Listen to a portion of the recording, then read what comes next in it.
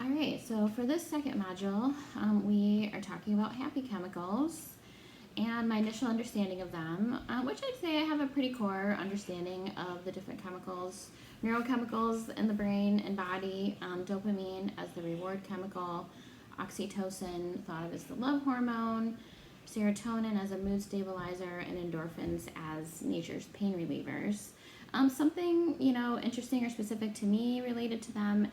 I have a clinical interest in studying the intersection of hormones and neurotransmitters as it relates to women's health. Looking at the second prompt, what shifted in my understanding after engaging with this module, I think, to start was just understanding how our happy chemicals shape motivation, behavior, mood, and satisfaction and impact stress, but in particular, as it relates to addiction and recovery. So seeing behaviors through this lens, especially during recovery, when the chemicals can still leave you feeling out of control long after they're out of our system, that was interesting to me. And understanding things like endorphins, I was surprised to understand that endorphins can be blocked by opioids and disrupt, their natural uplifting effects, and can then feel like physical pain instead of relieving it.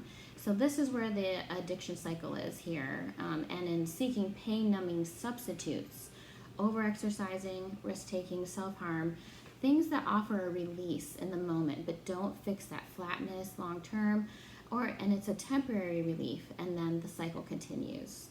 I think something else that stood out to me and I think about is around cortisol, understanding, elevation in high alert environments or under trauma conditions. This is where this shows up individually and systemically. So under conditions like poverty or living in a family with abuse or neglect, this stress drives relapse and maintains this cycle.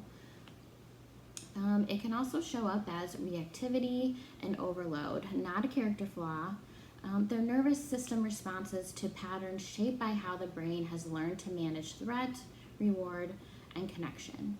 So like noticing patterns and helping clients work with them and not against them, understanding that it's about adaptation and not judgment, and how they shape behavior and how we can help clients understand this and build new habits that support their long-term sobriety and healing.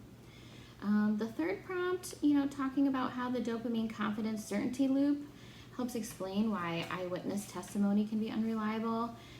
What does this teach us about, the limitations of memory and perception in client interviews was kind of interesting. So, that certainty loop, when we feel sure about something, the brain rewards us with dopamine. That reward makes the belief feel more real, even if it's not real or if it's wrong. And then this can reinforce false memories or rigid thinking that can be hard to break. So it's important for counselors to understand how emotional certainty felt in the body can distort this perception, especially in trauma, conflict, or during early recovery work. So helping clients understand their thoughts or belief patterns can help them learn to break down what might feel like certainty in this regard.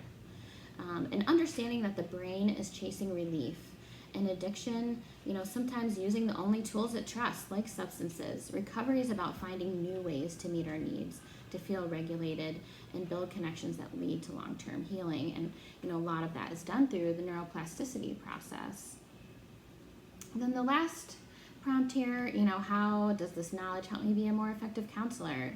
So coming into neuroplasticity, how this can interrupt bad habit loops. So the cue, reward, routine, repeat cycle. Counselors can help clients understand their loops and how to help them find what the brain is needing to heal. Understanding barriers to change is really important with clients. Habits can often feel safer, as the brain resists discomfort, and learned helplessness can then build over time, which serve as protective forces. And for counselors to know that establishing safety and trust is needed first to support and guide client change, how important that is. And then lastly, understanding now that the lack of safety, being kind of the status quo for some clients interferes with clients' ability to bond then in the counseling process or with other people in their lives. and providing relief, and helps us understand why some clients may be resistant or hesitant in building connection even when they want it, because it simply doesn't feel safe or known to them yet. And that's where the neuroplasticity of new behaviors, new processes, new connections over time help reinforce that safety. And we as counselors can help create the conditions for that safety. Thank you.